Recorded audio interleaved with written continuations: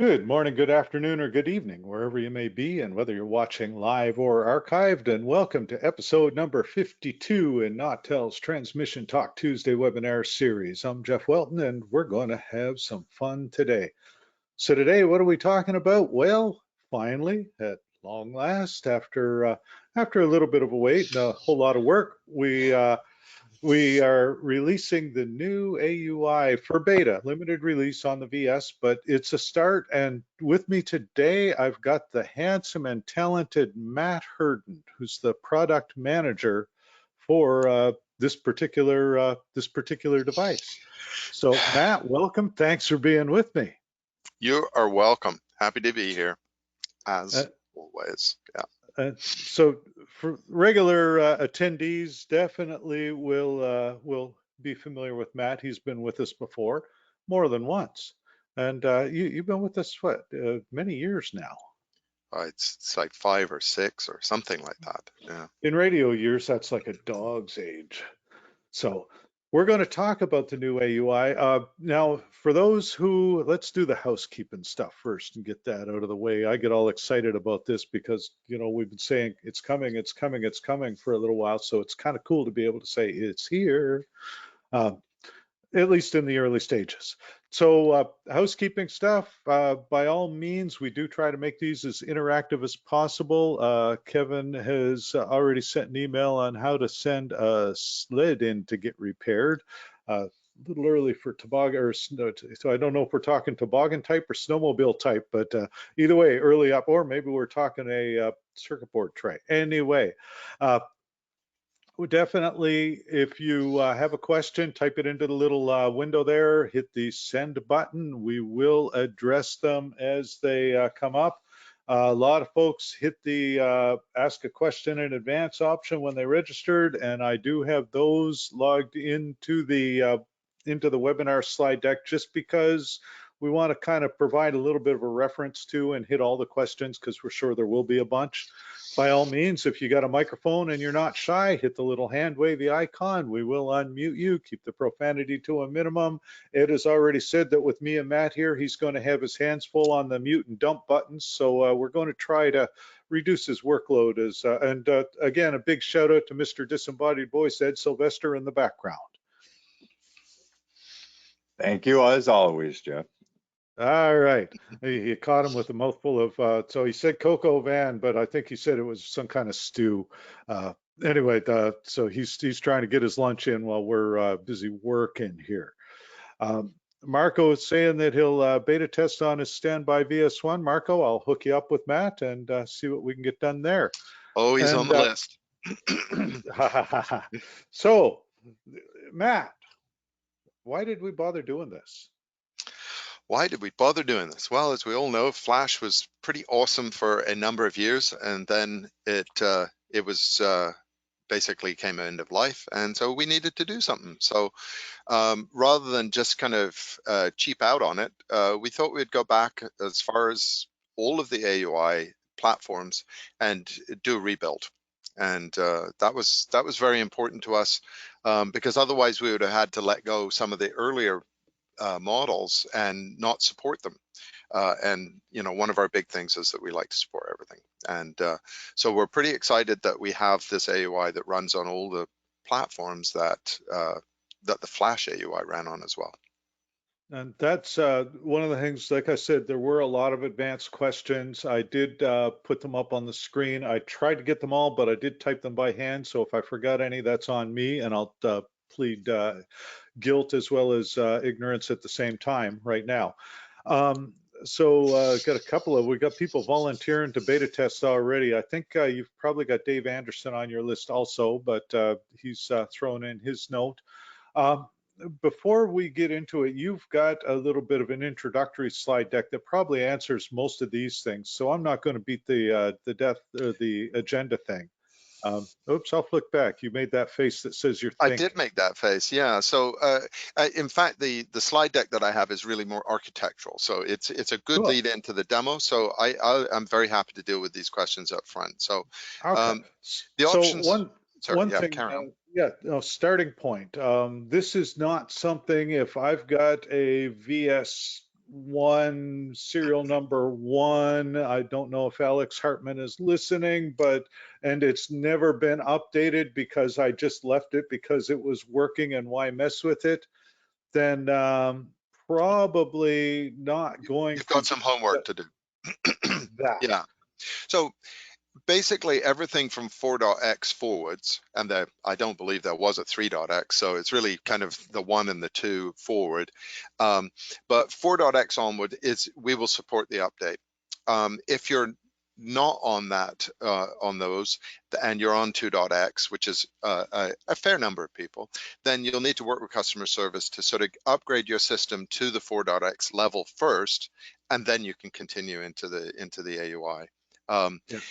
This is because the chasm, and the same thing would have actually happened if you wanted to go from 2 to 5, you would have had to go to 4 as well. So Right. it was a pretty big change between 2 and 4 is the bottom line. And so we need to set a bar, and that was it. Right. And so the cool thing about it is the software to go up to version 4 is on the website along with the OS recovery instructions to do that. So if you were thinking on preparing for the new AUI, then one of the things you would do would be go through the stable and make sure that everything you've got is on a 4 dot something or Yes. higher. Yeah. And that would be your prep work so that you're ready to roll when we hit the general release. Now we're going to talk about timeline, but we'll hit that when we get to the questions because that was a question that was asked. So you said that, I mean, obviously we got rid of Flash, but it wasn't just that simple. I mean, HTML5 up till a few years ago didn't even handle some of the stuff we do. Correct. So we did, in fact, investigate a number of options and other platforms which are kind of like Flash, which were kind of more oriented towards games, because Flash gave us a ton of really amazing user interface stuff. And it's only, as Jeff says, in the last maybe 5 years that HTML5 and JavaScript and a whole bunch of other class libraries that got developed, right? Sort of even some of the stuff we're using is maybe only 2 years old. It gave us the ability to go with off-the-shelf components that let us build some really cool looking stuff, and have it be very reliable, as opposed to having to reinvent a whole bunch of stuff or go with a simpler, not so interesting looking user interface. Right. And beyond that, the funny thing is that the user interface itself has been done for quite some time, but there have been other parts to the puzzle, if you will. It's not just a single layer thing. Correct, and that's what my slides will illustrate is that.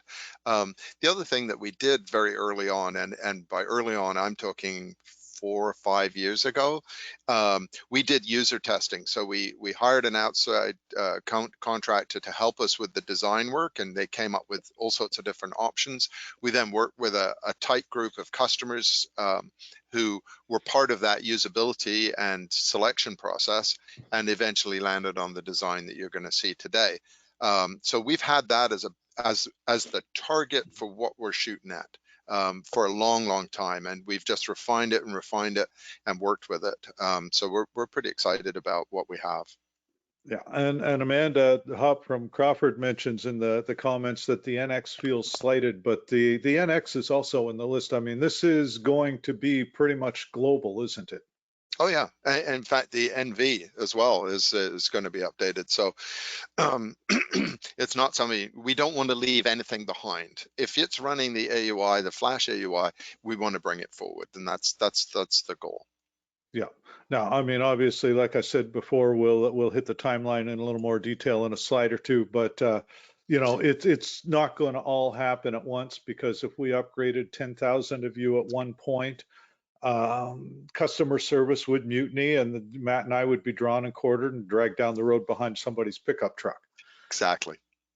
Now, there might be some entertainment value in that, and I'm sure the YouTube hits would be just out of this world, but I don't think it'd be a whole lot of fun. No. So I grabbed a copy from a press release. Turned out it was a GIF file, which was kind of cool. So there's like actually 3 seconds of video, but this is what it looks like, isn't it? Yes, sort of. There's been some refinements since this, but that looks, well, it was May of this year. So yeah, it's pretty stabilized. Yeah, and I mean, again, talking about the layers, this is what you look at here is just the top layer. That's the, and then under that you've got Mabel. What is Mabel? Mabel's the middleware, and Yep. then the hardware abstraction layer. Did I get that right? It's all in my slides, so we Nice, can good. So I'm just testing my own memory here. yeah. So let's see what we hit. First dumb question. First not dumb question. It's a good question. Can you go backwards? No. So in the same way that, there's just so much that's being changed that, if you're going forwards to the new AUI, you're going forwards. You're not going back. It's not like Flash is something you want to choose to go back to.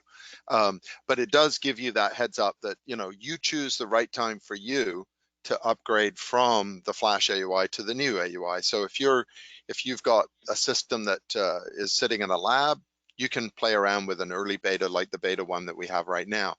If it's mission critical, you might want to hold off until you've seen it running elsewhere and that you're satisfied it's got all the features you want. Right. We do have the legacy app out there, so if you want to continue running Flash for a little while longer, not a problem. It's there, it's free, it works.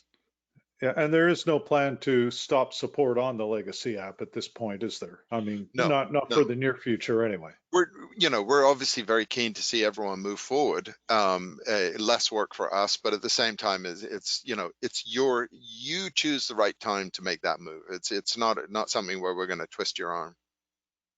That's good because speaking for myself, I've got a transmitter site that's going to be relatively inaccessible in about a month for about the next 4 or 5 months, and I guarantee you this will not be going up there for a little while yet.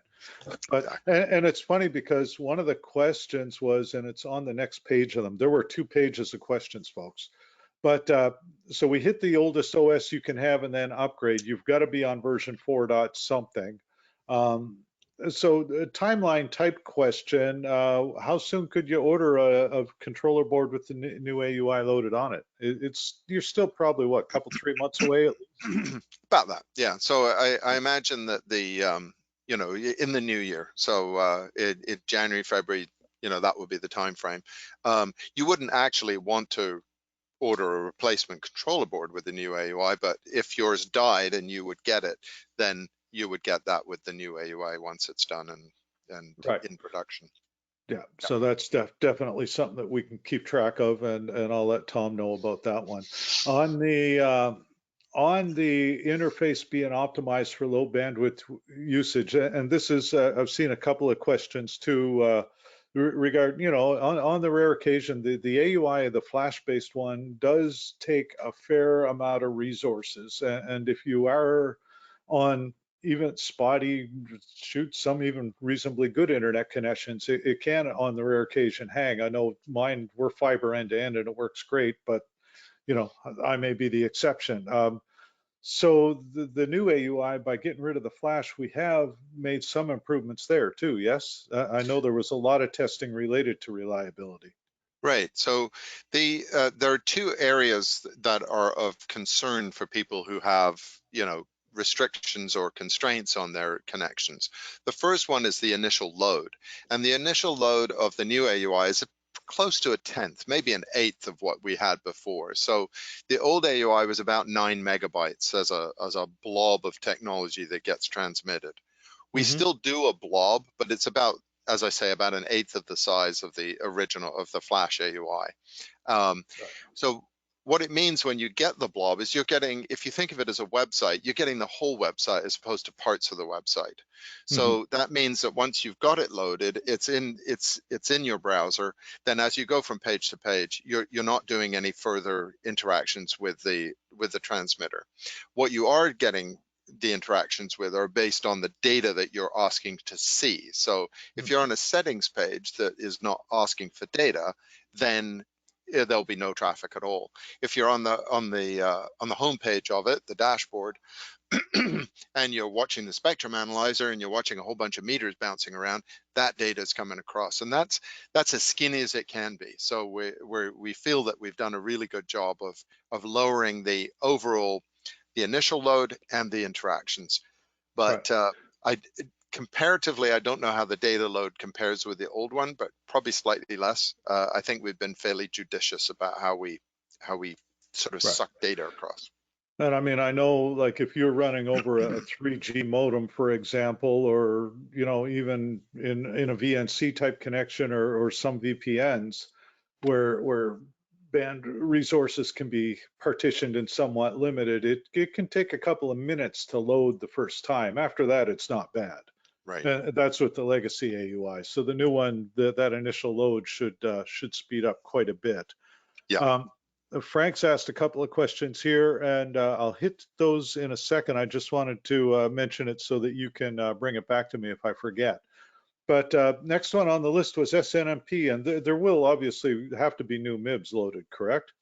Yeah. So SNMP is very tightly tied to the data structure that you're running off. And so because we've re-architected the back end and the lower parts of the architecture, by definition, the MIBs have to change because they have to reflect that new thing.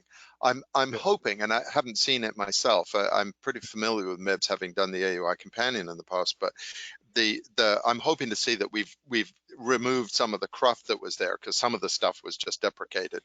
And so there will be new MIBs per platform, per series. So yeah. Cool. And that will be distributed through the FTP site. And we'll also work with partners like, including our competitors who use our MIBs as part of their way of interacting with things. So we'll make sure everyone's getting the MIB updates. Right. And I mean, that's something we've always been able to download off the website, off the FTP site anyway. Mm-hmm. Let's see, looking forward to be able to access the AUI via my Android, any hardware restrictions. And that brings us to something we were talking about, and it ties into Frank's question about any way you could brick it during an update. And there is a very specific procedure because you are doing an operating system recovery to load a new, well, basically to purge the old OS, go to an interim, and then load the new. Right. So there are some situations where that can be a challenge. Yep. And the main thing is that for the vast majority of people, the first step is to go from 2.x to 4. That should go well. And so from once you got to 4, what we found is that you can very reliably get up to the new AUI without too much trouble. The only edge case which we've discovered in some of our beta tests is that there are one or two systems that are compromised, not through anything to do with the new AUI, but just sitting there being compromised working, where there's something that just needs to be fixed up, and that's the fallback OS, as we call it, which is while you're rebuilding the main part of the transmitter's operating system, you have to be able to do it by falling back to an alternate operating system. And so on a few systems, that operating system needs to be fixed up, and we have a patch that allows you to sort of go back, reinstall that fallback OS, and now you're ready to do the forward right. step. That lack of fallback OS would also prevent you, say, from going from 4.x flash to 5.x flash. So if you've had a problem upgrading your transmitter in the past, that's possibly why. So this is something we can help with, and we've developed that patch to solve that problem. Right. So that's, let's see, will iPhones be able to access new AUI? That's one of the online questions, but yeah, there's no reason why not, right?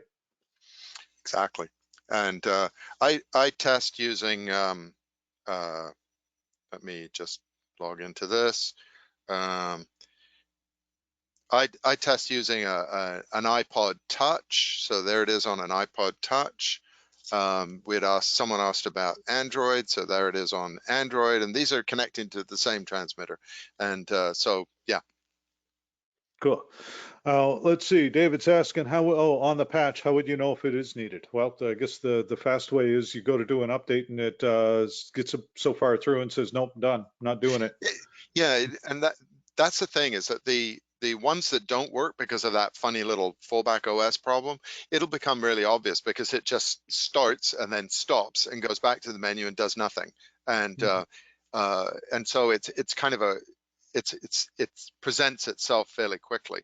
So I think that it's But as I say, I've done, I got to imagine 100 OS recoveries on my VS 300 here since the beginning of all of this testing, and I test it constantly. I get new builds every week or so.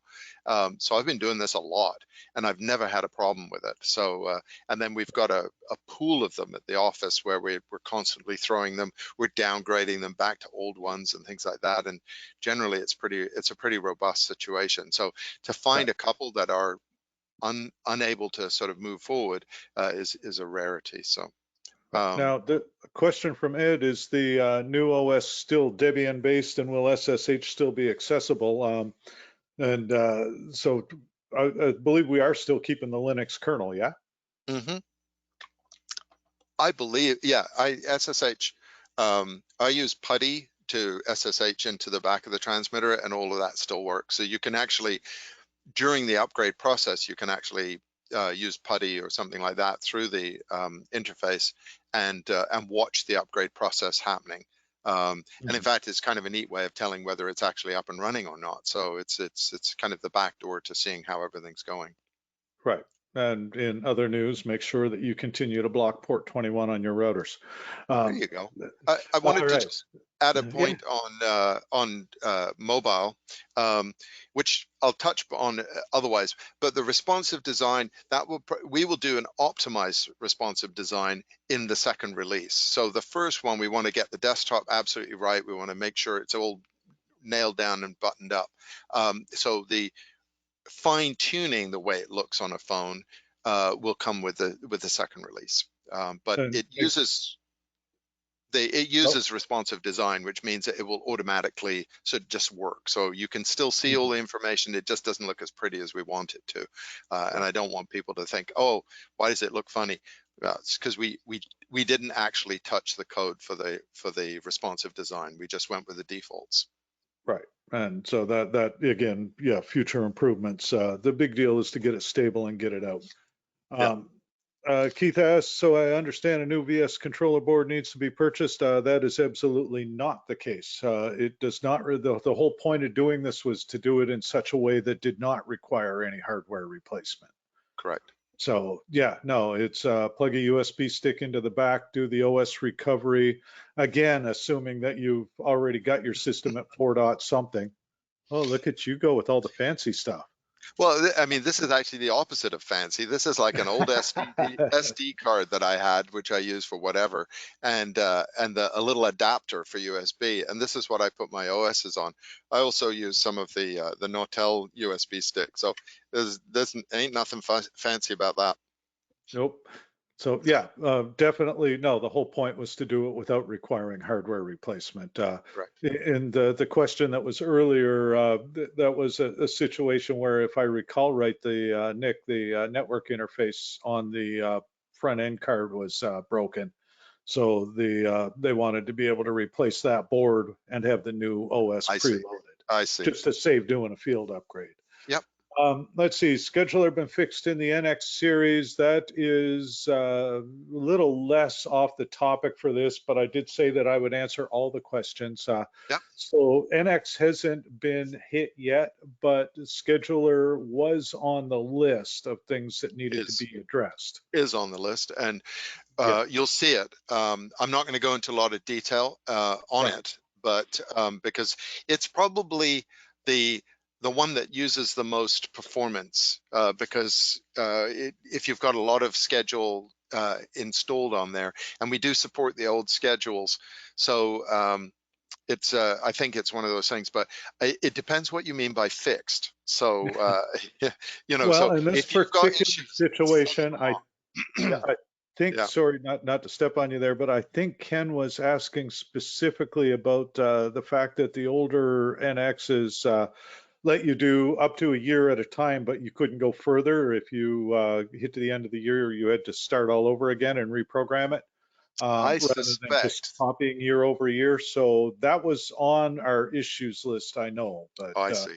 So I suspect that if we've got, the scheduler should work, but if we'll take that offline and double check, but I can't think of why it wouldn't, unless there's something inherent to the old NXs. Yeah. Will the webinar be available for replay afterward? At the end, I'll tell it again. But yeah, this webinar will be recorded along with all of our other webinars and thrown into our YouTube channel where you can search Nautel and you will see TTT as a subject or a topic or whatever they call. We hit SNMP access. So new AUI installing an NX series, NX25 specifically, because there is a little difference between the low power and the high power, but same deal, right? It's an OS recovery and away you go. Yep. And as I recall, on some of the boxes, we've got the USB stick. On others, we can preload it by unpacking an ISO image onto a compact flash card or a solid state hard drive. Yeah, that part I don't know anything about. So Right. yeah, we'll do whatever's the appropriate thing for the platform. Yeah, so the short answer is the new AUI installation shouldn't be a lot different than a major OS upgrade. Like if you went from Correct. version 2 to version 4, that's about the same amount of work as going from version 4 to the new AUI. Exactly. All right. Did I hear that Nautel is developing a new version of the VS2.5? If so, can you, well, I mean, we're always developing something, but at this point, the VS2.5 is our big 2.5 kilowatt transmitter. The 2.5 will get updated to the new AUI. So yeah. So I don't think there's anything else we can add to that statement. Yeah. Right. What's the total off-air time for an upgrade when we get to doing the on-air guys? My experience has been that 20 minutes. Maybe I would allow 30 minutes. I would budget 30 minutes, but I think it's fairly quick.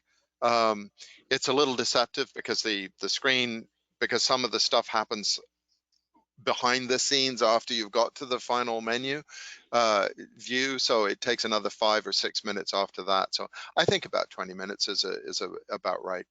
Okay. And that's Right. just for the AUI to get installed and be up and running for the host to come back up. So Right. the transmitter is not necessarily off air during that time.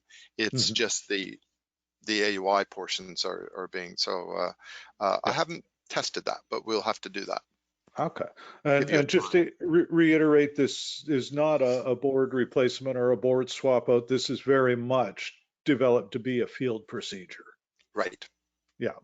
Okay. So yeah, anybody grab a clean USB stick, because oh my goodness, I've seen more, almost, I won't say every, but almost every situation where I've run into a problem with an upgrade, it's because somebody just grabbed whatever random USB stick they had sitting on the desk with whatever nonsense the sales department had downloaded onto it, and it can cause issues. So by all means, use a clean USB stick.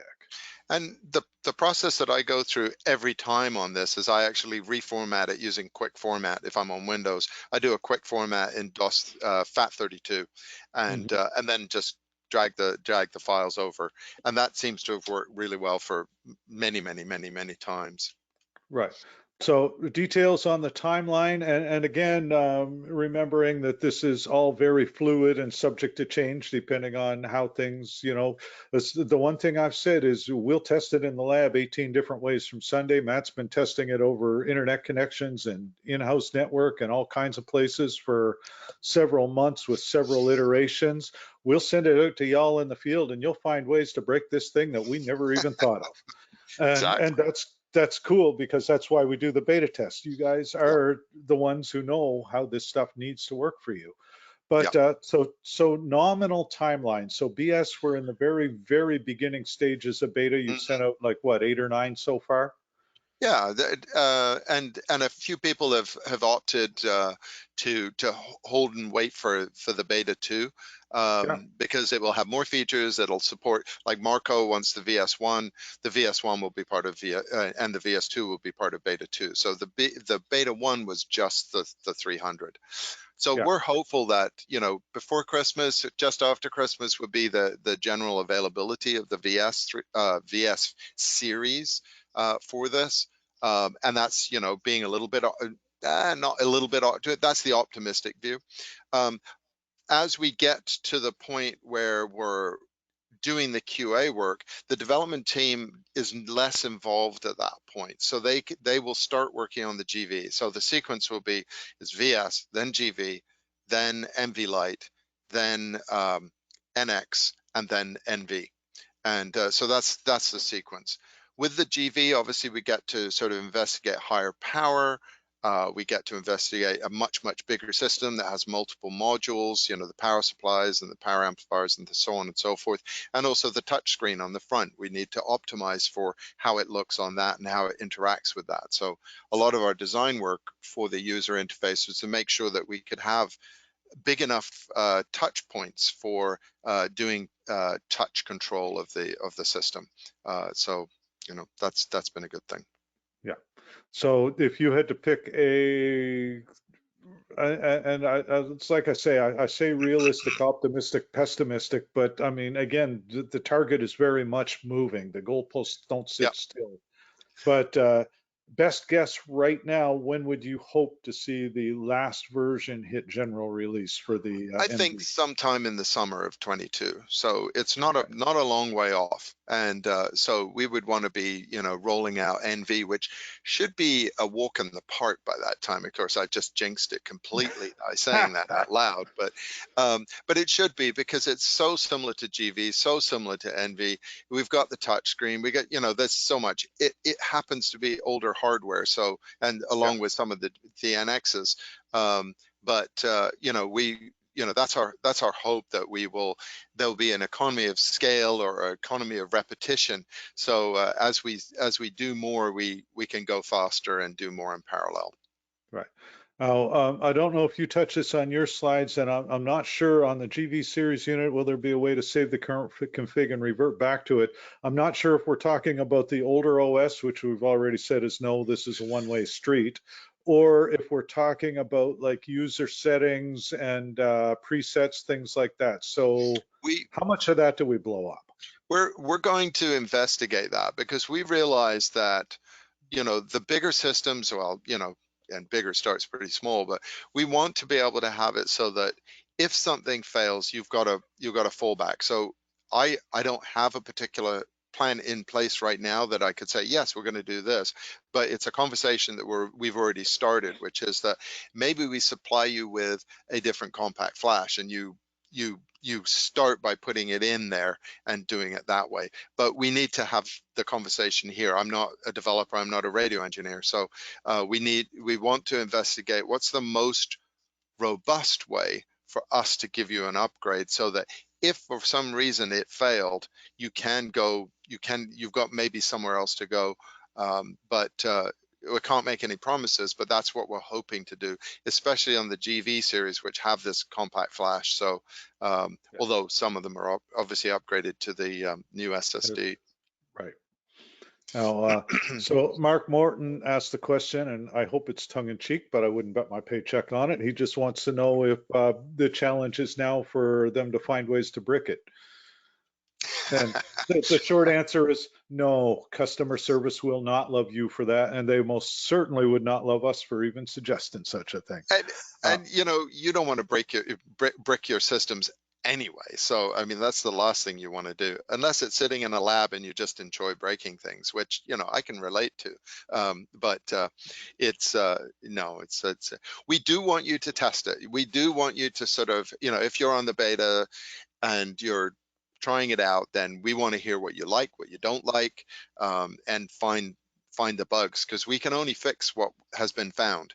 And our QA team has a really intense and exhaustive suite of tests that it repeats every single time. Regression testing, we do it every single time on every build, and it takes quite a while. But to suggest that we could have got 100% coverage of every line of code, that would be, you know, absurd. It's not possible. So we do need real world scenarios where people are getting to sort of try it out and see what happens.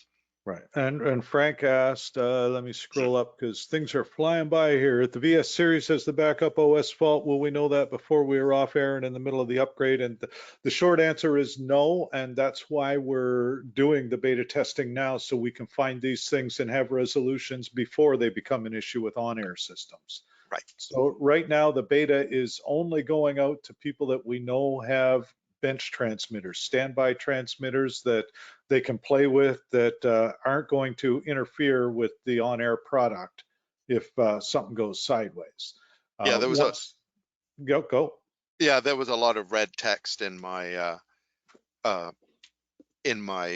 that went out to the potential beta candidate pool, because I didn't want people to overlook the fact that, you know, this is beta 1 of the very first release of this new entire stack of software.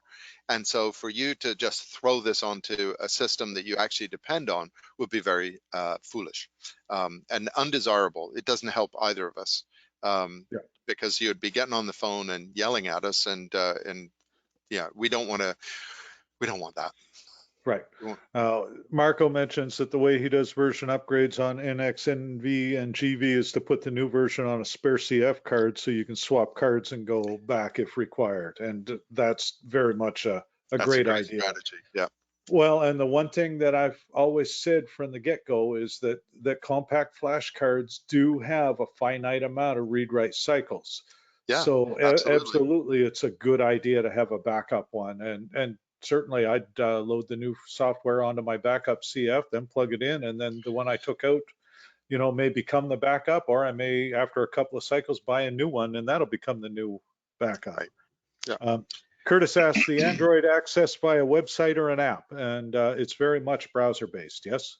Everything is browser-based. We looked very closely at the idea of doing apps.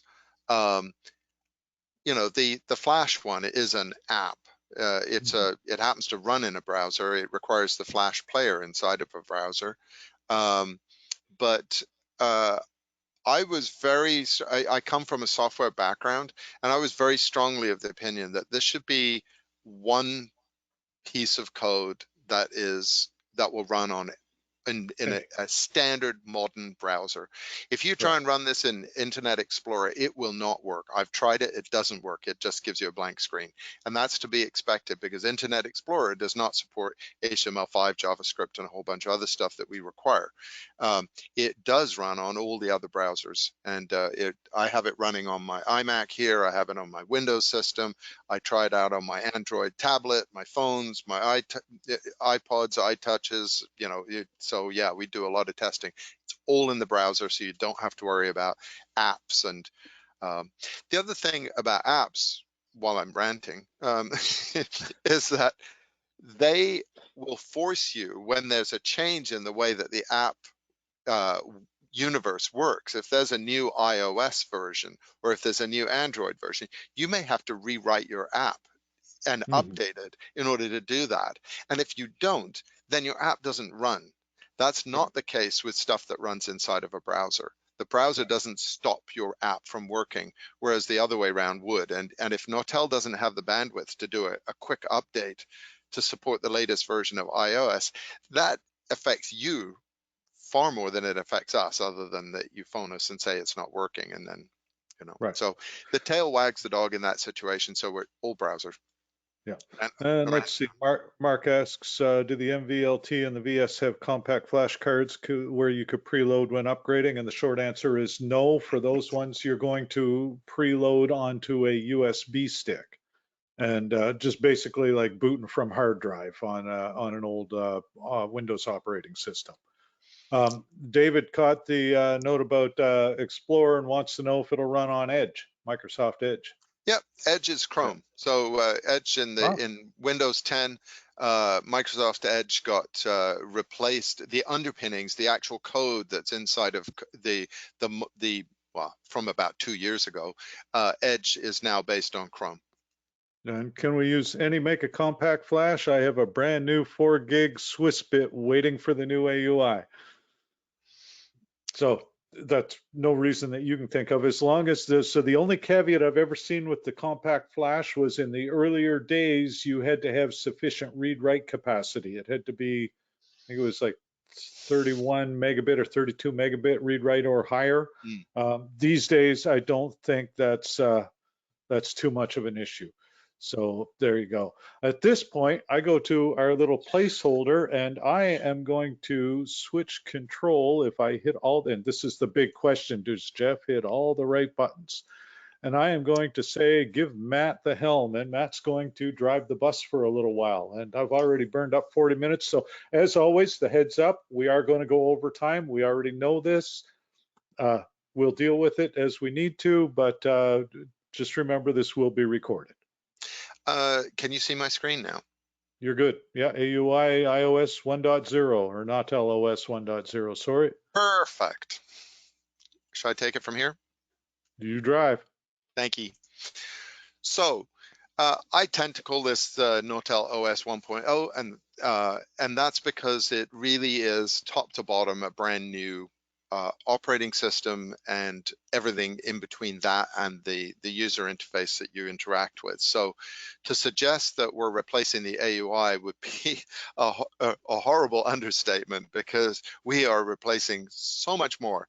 A very large percentage of the project was to replace the Linux operating system that runs on each one of the system, each one of the transmitters. So it's very important to understand that this is a gigantic project, which is why it's taken a fair amount of time. HTML5 runs on any modern browser. It's an updated Linux transmitter operating system for all the series. So it's something that's a standard one. One Linux operating to rule them all. AUI loads fast, roughly a tenth of the size of the old AUI, and the goals were robust, secure, fast, flexible, and of course familiar from the old AUI. A little bit of history. I find it's really helpful to sort of talk about, how did we get here and how old is the AUI really? And so if you look at the history of it, with the NX being the first one that had the AUI on it, some context, Google Chrome was launched then. Windows 7 was new. The iPod Touch, which I have here, I'm kind of waving it, I don't know if you can see it, but this iPod Touch is the first generation one, was from 2008. That was the first iPod Touch. It's the one that's going to run the audio on my demo. Breaking Bad was brand new. Dark Knight, these various movies, Mamma Mia, and Obama was elected 44th US president. So these are things that are quite a long time ago, and therefore it gives you a sense of kind of like, wow, you think about how much technology has changed. And I don't know if you can see me, but I'm holding up the first generation iPod Touch and the latest. I bought this 2 weeks ago. The latest, the technology changes between these two pieces of hardware are fantastic and amazing. And but that's how much the world has changed. So we're taking this planned operating system and dumping it down onto hardware that was, quite old. So what does it look like? So if we start from the bottom, we've got hardware. So we've got things like, hardware that's on a GV, on a VS, an NX, an NV, an NV Lite. That's the hardware.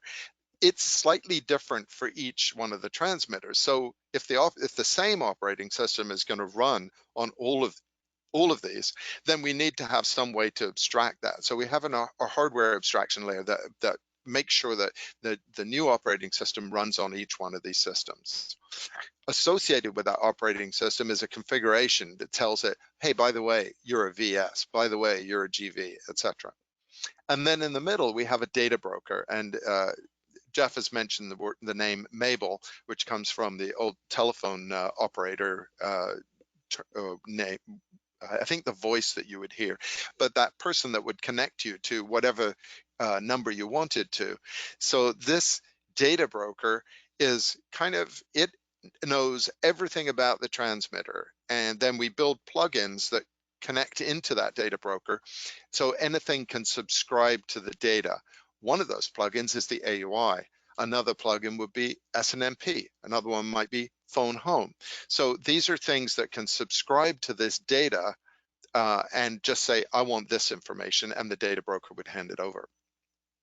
The AUI then is the user interface that sits on top of it and requests information from the data broker.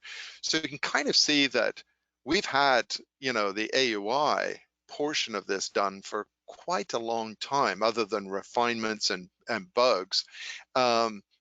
for an awful long time. But the real heavy lifting is having a data broker that's super robust and does what we need it to, the operating system and the hardware abstraction layer. So there's a fair chunk of work that has been done.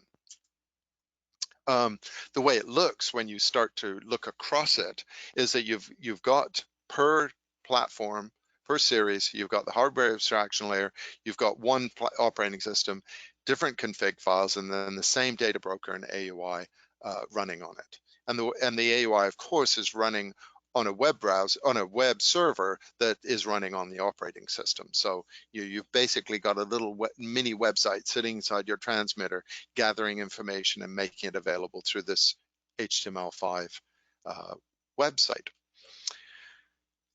So at the top level, it's HTML5 with JavaScript. It uses HTTPS. It's faster load time, it's smaller, and it uses what we call responsive design. And what that means is that as you change the size and the layout and the resolution of the screen that it's displayed on and the portrait landscape, etc., it will do the right thing to sort of adjust to suit that screen. And as I say, we have not optimized for the phone yet, but that will be coming. And we're looking forward to it, and we'll get it right. So let's look at the benefits, and then we're going to get into the demo. So you don't have to worry that I'm going to go on and on and on. One quick jump in while you're there, or while you're taking a breath. So Jim's asked, is there an REST web services interface? And that goes beyond my level of knowledge, so I'm going to defer. I'm not sure. I'm going to say no at this time, but I'd like to learn more about why you would want that. REST information, which is, I can't remember what it stands for, but I think, yeah, let us know why that would be helpful. Yeah, we can take that one offline. Okay, and will we be able to import our own SSH certificates? Yes, I'll show you that. So let's go into the benefits unless there's other questions. Nope. Okay, technology benefits, robust maintenance, easier, faster updates, modern security, AUI longevity. That's a big one. You know, even if Adobe didn't decide to end of life Flash itself would have been, it gets harder and harder to support old technology moving forward, especially when the world has moved on. And so having this complete reset, we've got a new Linux operating system, new middleware, new everything, that it means that now we're having essentially a fresh start, and we're going forwards into the future. We've got years of runway that we can sort of see that your transmitters will continue to operate the way you want them to, and you're not giving anything up in terms of the capabilities that you've always enjoyed with the AUI. Better performance, consistency, we've got the same code running, so these are technology benefits, and standard interfaces. It's extensible. So we've done a lot of modularization. The whole plugin architecture on the data broker is fantastic for us, because you know, you want some data, write a plugin for it. Your benefits, the user benefits, and I think I still haven't fixed my indenting here. Responsive design means it's device independent, runs on any browser, and then this should be outdented. Easy to learn. It's actually very, very similar to the old AUI. As we go through it, you'll kind of go, oh, that's nice. And then we fix some of the things that were kind of annoying about the old AUI. So it has a flatter menu structure. So if anyone's got caught out by looking for something in the system menu when it was really in the user settings, then you're going to like the new AUI a lot. And it works on touchscreens. So if you've got a tablet or iPad or something like that, it just works. You don't have to do anything fancy. It's also a free upgrade. How about that, eh? We spend years and years building a new one, and it's free. It's great. So here's the summary. I'm not going to. So the sequences I've mentioned here. So that's really the big takeaway on this slide, which is a summary of everything we've talked about. And then there's more information on the support site. You can go to the AUI, and there's also a beta page if you happen to want to sign up. And if you want to, there's my email address. Quick Now plug in there. Keith had just asked me about that exact topic. On the REST, Shane Tobin weighed in with some benefits to it. So I think definitely that's something you'll want to reach out to Shane offline, but there may be some benefit to putting it Okay, on the feature list. thanks, Shane. Okay, let's get into the thing. So I talked about responsive design, and that's very easily demonstrated. So you can see that we're looking at the AUI, it's running, the clock's ticking. If I make it bigger, which gives me higher resolution, you can see that we now have what I call the 1+4. And if we go to the smaller screen, we can see the 1+2. So in this particular version, which is still the beta 1, it doesn't remember where things were put, but it will do. But if I wanted to, I could say replace this with the spectrum analyzer, and I could go and replace this with, say, the meters. And so I can sort of edit the way things are.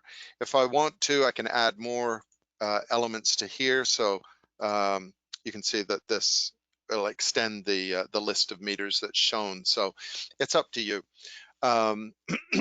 If I'll do a walkthrough from the top to bottom. Along the top, we've got, oh, actually, I'm going to start with the tab, the top tab here. So you can see that we've got an identifier. Now, this is the transmitter ID. This is not necessarily the call sign, although that's what it was called in the old AUI. And for the sake of just, you know, it's an old friend.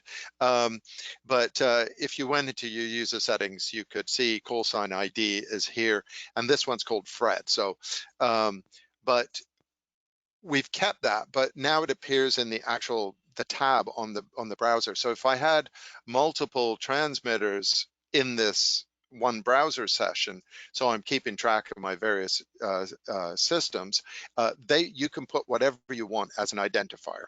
It is not an official call sign place, so you can put anything there that makes it helpful, the site name or whatever.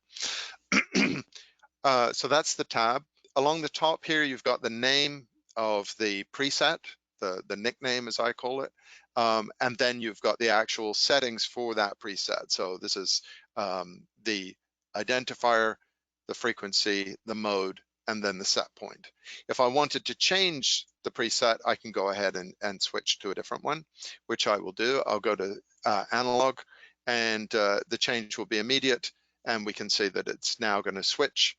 And we can see that now, because the iPod Touch is running the music, you can see here's the wire. This has got all my tunes on it. Let's see, I think we're probably listening to a bit of Santana right now. Yeah, it's running Santana. And I do not do any kind of careful modulation management. I'm not a radio engineer, so if it goes up to 105,000%, that's not my fault. Let's see now. And then over on this side, we've got the date and the timestamp, and the hamburger menu, as it's fondly referred to, which is a pretty standard feature that you would see on most apps on the web and so on and so forth. We'll come back to that as we need to go to the rest of the menu. Remote and local, this is just an indicator. So you can't do anything here. It's not clickable unless you happen to be on the front panel of a GV or an NX, in which case you can switch it into local mode to protect yourself. Here are the icons, and they've got little hover tips. So if you hover over top of each icon, you can find out what they are. After a while, you'll just go, oh, I know what that is. Jeff hates me for them because he's a Luddite and there's nothing we can do. But if you hate the icons, let me know, because I designed them and that's the end of it. So and then we've got RF on off, and then alarms and warnings indicators. So if I want to, I can go ahead and turn the RF on. I'll have to start shouting because I'm sitting in the same room as the transmitter, and we can see that we're coming up to our set point of 46 watts. We've got a little bit of reflected. The temperature's going up a bit. Modulation's going crazy. And now we'll turn it off. My VS300 is actually stuck limpet wise onto the wall of the outside wall of my house here. So the fun of working from home. If we want to look at the alarms, and as I say, it's not going to remember this page layout. So when we come back, things will look different. It'll tell us what's going on. And so right now we have analog write audio low, and that's because it's coming out of my iPod, and it's not the most ideal of places to get your audio from, especially if you don't know what you're doing. As we come back, it's reset. If we want to, we can go and look at the spectrum settings. And this is probably a good time to address the one question that probably a number of people have, which is, where are all the other instruments? So, and they're in the pipeline. They're in the backlog. We're going to work on those. We just wanted to start with something. And so we've worked really hard. Now we've got the class library in order to do this kind of groovy stuff, and it works. Then now making the, Lissajous, Smith's charts, blah, blah, blah, is going to be a lot easier. There's a wry smile on Jeff's face. That always makes me nervous. He's thinking of something evil. Comment in the questions. Hover tips are great because icons are often not clear. Yes, I know. I understand that. And it's all about muscle memory. Once you've learned what it is, you will remember, and you'll never need to look at that hover tip, maybe after the first couple of times. You'll kind of look at it and go, what did they mean? Oh, okay, reflect it. Yeah, I see. It's kind of bouncing. Yeah, okay. Modulation, that one was the hardest one. Oh my goodness, that was terrifying.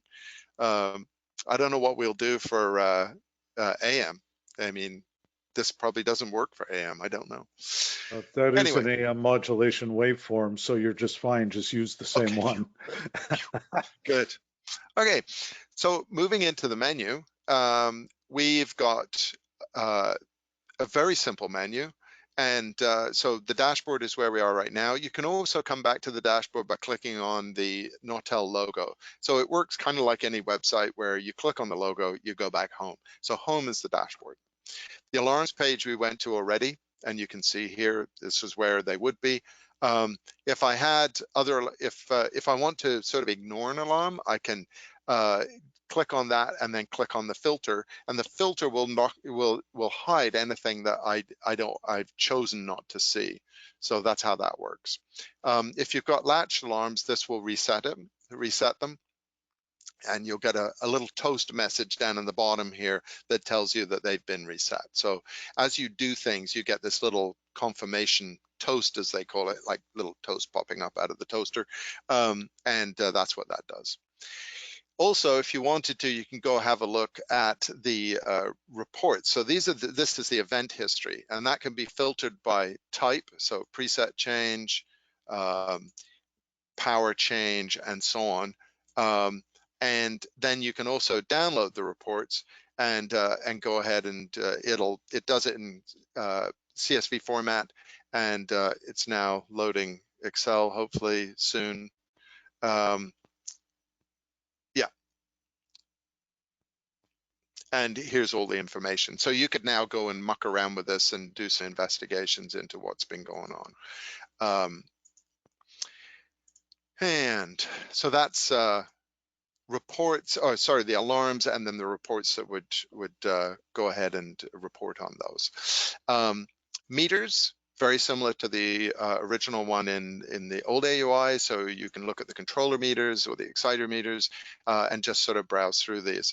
Kind of the neat thing about being in HTML instead of on Flash is that this is just text. This is actually, so I could go and Control-C and go and paste this into an Excel file, or I can paste it into an email or anything else like that. So if there's something going on, you can just cut and paste this information because it's just plain text, as opposed to the Flash AUI where, if you were trying to cut and paste anything off here, it doesn't want it to give it to you, then you're basically hosed. You have to do a screen capture.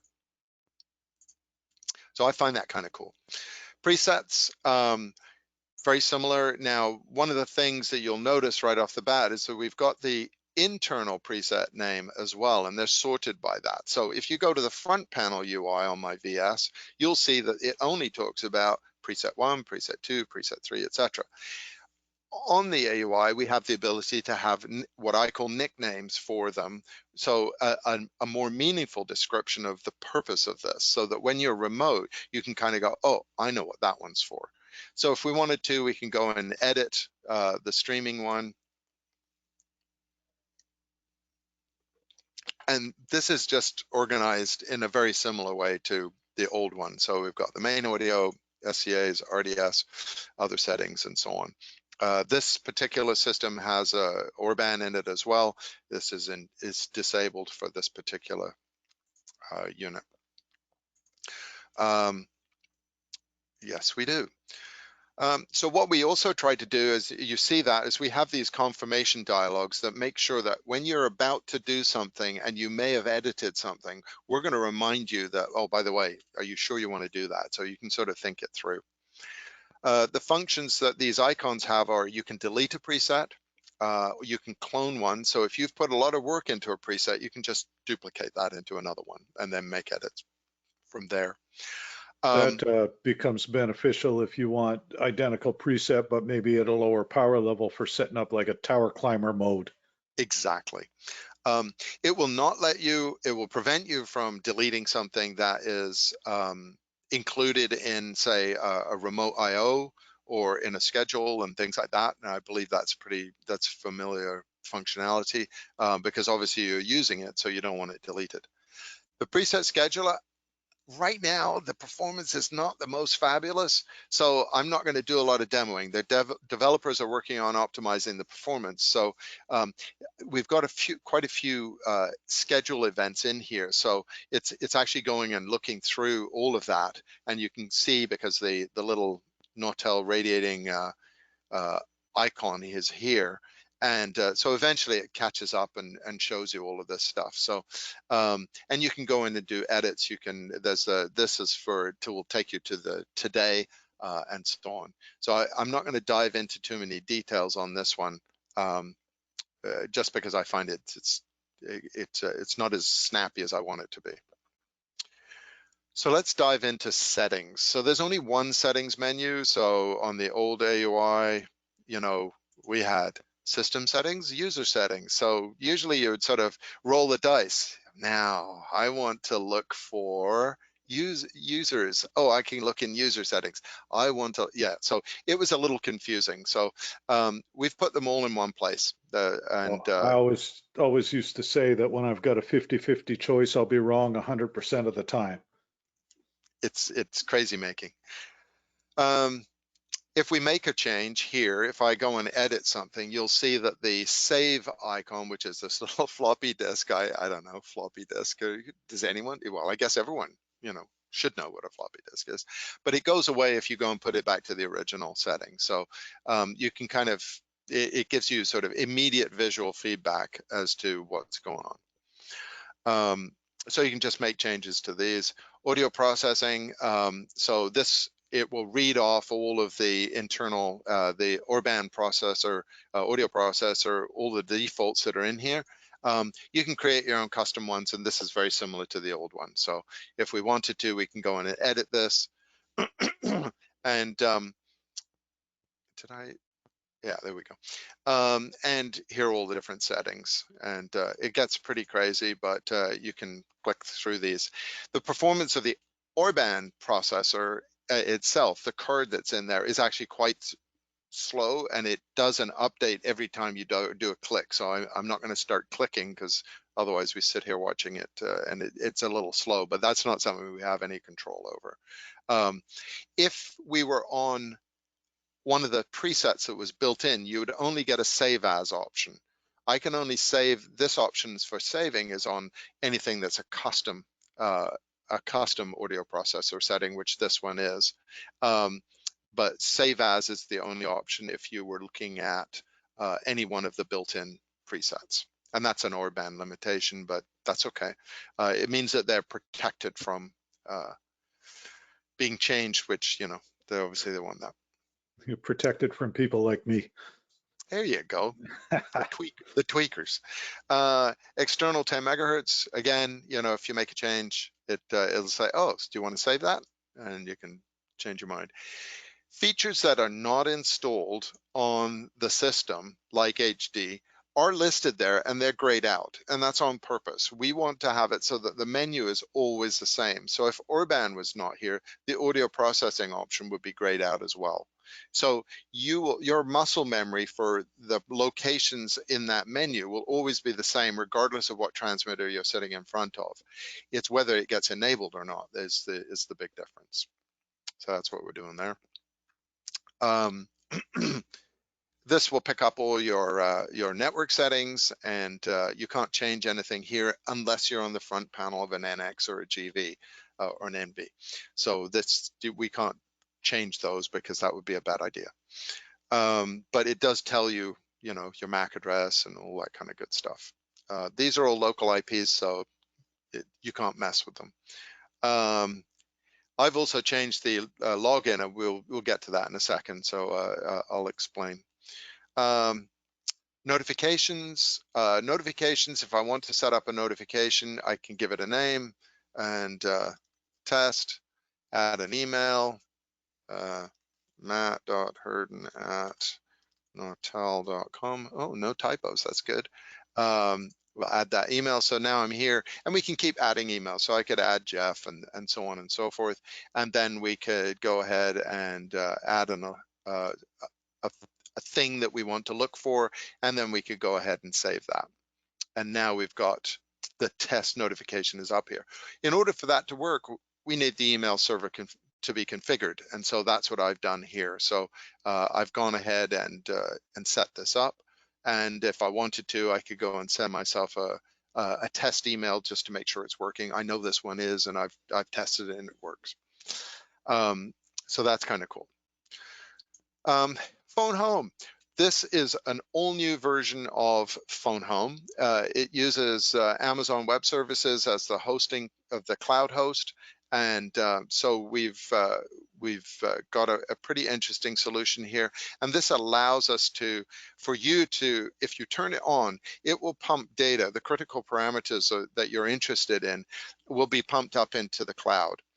Our customer service people, if you run into a problem, have access to that cloud, and they can, while you're on the phone, they can go log in and have a look at it. So if you're trying to figure out what happened when your transmitter went off air, we can tell you what data was being collected in that preceding moments. So it's kind of cool. I recommend that everyone enable that when they get it and set it all up, and it'll give us the opportunity, especially including the give us an email address and we'll get in touch with you if anything goes wonky, because we also monitor it as well. So so that's kind of cool. Someone was asking about security certificates, so you can go ahead and upload a certificate here, and it will look for the different types there. And I don't know enough about this to speak coherently, but this is the area where you would upload them. Snmp. Stepping back to email real quick, Patrick had asked if the new AUI supports email TLDs other than .com, .net, etc. For example, he can't use his email at blah.radio on the old AUI. This should work. I think that it's a whole new setup, and I think SMTP on Gmail was not even working on the old one. I think there was some stuff with the old AUI that didn't work at all.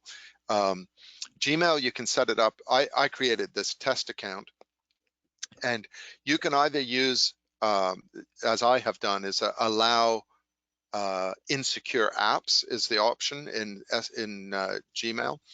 That's one option which I've used, and then the other option is you can actually set it up so you have a trusted app, and that takes a little more setup, and I haven't gone through the steps to do that. Okay. But yeah, so I think this is quite a different setup, and so cool. You should be able, you can test it out and see what you think. Yeah, back to Phone Home. Marco's asking if this mentions that the old Phone Home needed a lot of bandwidth, and does the new one use less? And I think that comes back to what you were talking about before between the upload and the data, that should be somewhat less anyway. I think so, and at the moment the poll that we're going with is like every 15 minutes it will gather up a fairly tight blob of data and punch it up to the cloud. And I think there's also a thing that if things start going bad and wrong, then I think there's going to be an option to sort of send more info at a more frequent rate, so that we get to sort of understand what's going on in closer to real time. Okay. Snmp supports V2c right now. We'll probably add, or we plan to add 3 support for Snmp version 3 in the not too distant future. and you can just go ahead and configure this to suit your needs. Right now we have, you can have multiple read and write community strings, and that is beyond what was done. Okay, is it system settings or user settings? I'm going to go with user. Oh, I was going to say system. So see, like I said, wrong 100% of the time. absolutely. So here we can only have one string for the community and the write. Here we can have multiple ones. If you click on the eyeball icon, you can see what the actual string is. So this is public and this one's probably private. But you can have whatever you want. You can add more. And then traps as well. So you can go ahead and add traps here. Spectrum mask, choose which type you want, and time, kind of familiar stuff. Nothing too fancy here, though. It just works, so it does its job.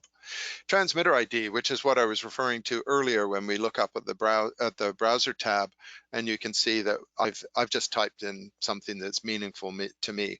The island just down the hill from me at the end of our road here is called McCoos Island, and so I've called my radio station CMIC, and I'm running a VS300. So this is kind of a nice way to sort of identify this.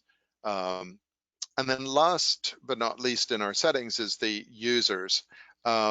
Usually I would have a couple of other ones in here because for specific customers who want to beta test but don't have the hardware, I've given them access to this transmitter so they can play around with it. I've removed those for the purposes of the demo today. But if we go into here, we can see that we can have the username, and this is a system one, which is admin, and you can give a first name, last name. You can associate an email address if you want. You can choose a language, and you can give whatever role you want to, permissions that you want. And of course, you can modify the password. The viewer, and these are the two default accounts, and they both come with pre-defined passwords. I think read-only is no password, and the administrator account is whatever it will be. But we do urge you to change your passwords so that you don't use the default. Now Marco wants to know if you can set up a test user just so we can see the steps in doing it. Oh yeah, sure. You just fill in the blanks. And now, can I remember how to spell? I can't remember the rest of your name there. AURITI, but you're close enough. ITI, I was close. There you Yeah, go. that's what was in my head. So, and then I would just put your email in there. I'd give you a password. So let's say test. And well, that's nice and secure. That's so much better than admin. yeah. And we can see, we can check, you can see what it is. And then we can, choose a language, and we can make you an administrator and stuff like that. Now, So there's a question that David had asked, how many languages do we currently support, and what's the long-term plan? we currently support English. And but as you can see, we're thinking about a number of other ones. These are not real. These are just hard-coded for the purposes of a demo. But what we did do, and this is a requirement that we set out very early on, is that it is internationalized. And internationalized means that there is a specific strings database, which is a database of strings, for everything you see on the user interface. And we use a piece of software that's in the cloud to do the translations. So as soon as this strings database is finished, which will be when the beta 1 is finished, we can invite someone who is Turkish speaking or French speaking or German speaking or whatever to come along and do all the translation work for the strings in their language. We can then get it proofed, and then we just upload it. It's a YAML file, YML file, and we just upload it into the build. And the next time we release the software, it now does French or Turkish or whatever. Very cool. So, and in some markets, if someone said, you know, I really would like to see Portuguese, and you happen to know someone who's very good at technical Portuguese, then you could sponsor a language to be done, and we could add that for you. So it does make life a lot easier. If I click save, then we would save this user. I don't think we need to do Now, that. before you cancel out of that, just to give the recap, so admin is full control, read, write, you can do everything. Yeah. Our RF control means that you can turn it on, turn it off, and that's it. Yes. And then edit output power, pretty self-explanatory. Turn it up, turn it down, and edit presets is, you know, you can't change user settings or system settings, but I can change audio source, power level, frequency, those things. Yeah. Correct? Cool. Yep. That And if we do cancel out of that and have a look at the viewer, and if you were logged in as a viewer, you wouldn't see the admin user. You don't even get to see that. And you can see that there's... Curtis wants to know if it'll do Klingon, and the short answer is if he wants to do the translation for the YAML file, why not? Yeah, it's like I'm not sure if we support their alphabet. Is it double byte? It's very hard to pronounce, but I guess reading is maybe easier. Reports we've had a look at, and then the last one is... I'm going to skip back a couple of steps. David had mentioned that Gmail often disables the less secure mode if not used often. If it hasn't had any alarms in a long time, it disables allowing the transmitter to send email. And the reason I bring that up is because right before that, Mark had commented that you can use Gmail accounts, but if you have the current version of Gmail and add the transmitter as a trusted app and configure the two-factor authentication, it'll work well. And I'm that's not the one sure. I was talking about. Yeah, I think that may resolve the issue about less used stuff getting the trusted app status. I think will stop it from disabling. And to be fair, it's the right way to do it. You don't want to have stuff that's, you know, you don't want to turn on insecure mode, if you like. And so I think that's clearly the right way to go about doing things. So yeah. Yeah, and that is certainly something that if you reach out to me or to Matt, that we can put you in touch with somebody that can walk you through it if there's some issues. Exactly. I'm going to try and write up some little mini, you know, tech papers on, you know, great little tips and tricks on how to set up the AUI and optimize it for this, that, and the other. I may or may not know a place where we can put stuff like that for there you go. Widespread dissemination. That's my big word for today. Yeah. So on that note, we're pushing 20 after. Kick in the burners. This is the last one. So this is probably the least refined area. We're still working on it, and so things like Exciter Reboot, that works. Firmware files, software files, we'll probably turn those into one. Software upgrade should be actually software versions. So this lists off everything that's in here. And then there will be down at the bottom the release notes. So you'll see release notes for the whatever version you've chosen here, and you can see it's 1.0. And that's basically it. And in the menu will clean up a little bit, but it will allow you, it will show you your username here. It will show probably a version. I'm hoping at some point it will actually, we'll have a field that is for the serial number that we actually let you fill in, because I think to have that filled in for you would be quite handy. And when you're calling customer service and you can give them a serial number, that would probably be helpful, rather than always kind of saying, well, where is it? It's on the back of the transmitter. I'm not there. Okay. Yeah. So we want to make that as a habit that you do. Two questions. One that I'm not sure, I saw it on the earlier on the preliminary ones, and I'm not sure if I forgot to transcribe it or just skipped over it. But there was a question about putting the software, making the software revision, I think, available via SNMP. Because right now I don't think we query software revision through SNMP. So that'd be something. Or making it part of the MIB, maybe that was it. Okay, so add software version to MIB. Yeah, and Yeah, interesting. Curtis had asked if you could, I know when you went through the presets, you touched on it briefly, but could you show the RDS settings menu on the preset page? And I think you have to, yeah, go into edit. Yeah. And like everything else on the current AUI, if it's disabled, then the menu is just closed.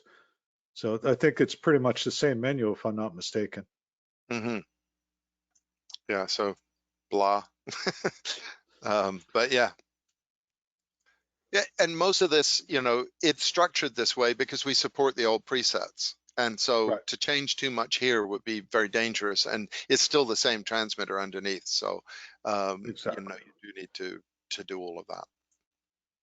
Okay. Very good. And that hit, I mean, yeah, the questions are coming in fast and furious, but I think I've managed to keep up mostly. Excellent. If there are any more questions, happy to help. Let's see, test user got that, got the Gmail. Yeah, and like I say, definitely, I mean, this isn't meant to be a full-blown tutorial on use of the AUI, although I believe we are doing an AUI webinar next week, and I may call on you to come in for a little bit of that. I may not. I may wing it. That's always Happy to help. entertaining. Well, yes, that would be very Scott McLeod over from support. You know, Scotty, he's going to look at the new AUI and go, nope, not touching that. So, but yeah, we're going to run through some different configuration, the kind of questions that the support folks get on a regular basis. I see. Yeah. So that will be fun. Anything else you wanted to tell us about this guy, Matt? I think I've ticked all the boxes, as they say. So I can't think of anything else that would that has been a question in the past. It's usually about schedule. I am blown away by the massive amount of work that the developer team has done. They're phenomenal, and also the QA team has also been phenomenal. It takes 3 people a full week to regression test one version for one platform, and for those guys. They do an amazing job. They run through every single test. They're meticulous. So I've been running this for a long, long time, and I'm very happy with the performance that I get from it. And I'm no longer nervous when I demo it, which of course I just jinxed it. It's about to crash. Let's watch closely now. Okay, we'll have to flick the screen now. Yeah. One question from David: will the meters show the normal ranges like the old AUI? You remember the old AUI? We had the green, the orange, and the red, or green, yellow, red, depending on where the meter was. We've gone with these numbers for now. In the future, we know we have widgets that look like the FM modulation one up here, and we could put them there, but we just felt that it was just overkill. And What about if you're on voltages and currents and things like that? Things where a voltage being out of tolerance is a little more critical. I know at one point there was talk about having the number itself change color. Yeah, and I think that's something that we will get into in Rev 2. I think first we need to make sure that the thing works and that it's shipped and people have it on their transmitters, because clearly we need to do that. And then as we move forward, we can start to sort of, based on feedback, say, I don't really care about fan 1 speed, but the voltage, yeah, I definitely want to know what the red, where the green and the red and the yellow are for that. Yeah, and that's a really good comment for all the folks listening, whether you're here live or whether you're listening to the archives. But definitely, if you come up with something where you look and go, man, it'd be really nice if this did that, send us an email and let us know, because I can't promise we do everything, but at the very least it lets us know, and if a bunch of people come to us and say, hey, we really want this, well, that definitely, if we know about it, it's the odds of it being done are a whole lot higher. Right. And we have this giant backlog, which is all the ideas that we could possibly, that we've thought of, that we think we would like one day to do in the AUI. Yeah. And some of those are in the plan for the second release and so on and so forth. But some of them, if you've got ideas, we may not have thought of them. And so in your situation, you know what you're up against better than we do.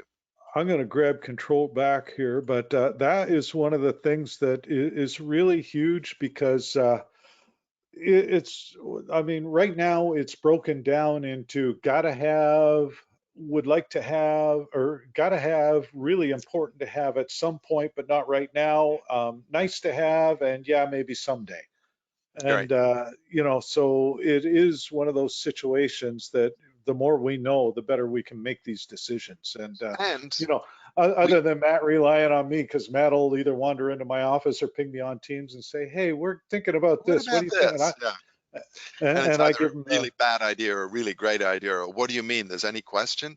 Um, the other thing that we do keep a track of, which may surprise people because it's not obvious, is we keep a list of the things we don't want to do. yeah. Because if we got enough people asking for those things, then we can move it from the don't want to do to the, yeah, we really ought to do. Right. And And I mean, everything comes down into the usual, the balancing act of time and money, you know, yeah, and and people everything. cycles. Yeah. Well, that's time, but yeah. And so absolutely, where do we send suggestions? Patrick says. So Matt's email address is as good as any, matt.herdon, Herdon at nautel.com. Absolutely, you can use mine. There's also info@nautel.com, which is our Yeah, general sales one, but Wendell will pass that along as well. let me just, I'm just checking another spot here. Used to be we Well, had a suggestions improvements section on the yeah, website. I'm that's what not I'm sure. trying to figure out. Okay. I think contact support. So if you go to the support.nautel.com and go to the contact support, there's a bunch of options there, and they know that if it's about the AUI, they send it to me automatically. It just So absolutely. I mean, typically if you say new AUI suggestion in an email subject, most of us won't even read it. We're just going to forward it straight to Matt anyway and say here. So just remember my email address. So matt.herdon@nautel.com. Absolutely. As with everything else we do, all of our archives, Marco says we should set up an AU ideas at nautel.com. Not a bad idea. You might reach out to Greg, our IT director, on that one. But all our webinars get archived. Waves newsletter, another source of information. I write a tips article for that. YouTube channel, I mentioned that before. All of these and a lot of the customer service how-to videos, things like that, are archived on the YouTube channel. Tons of online resources for this and all other kinds of things.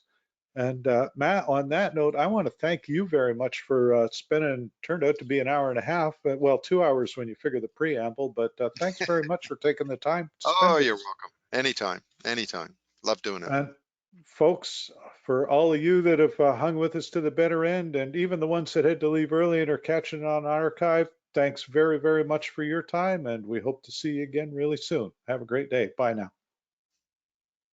Thank you.